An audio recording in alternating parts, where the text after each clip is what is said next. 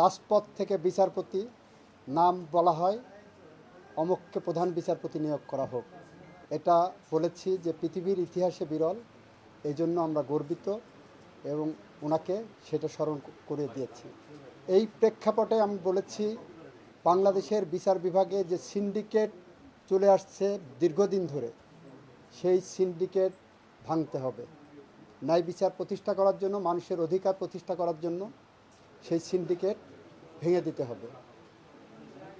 আমি বলেছি বিগত 1 দশকের বেশি সময় ধরে বাংলাদেশের মাটিতে যত খুন, গুম, মিথ্যা মামলা, গায়েবী মামলা, মরা মানুষের বিরুদ্ধে মামলা হয়েছে, তাদের বেদনা, তাদের আর্তনাদ, তাদের অভিশাপের ফসল হলো আজকের এই দ্বিতীয় মুক্তিযুদ্ধের বাংলাদেশ।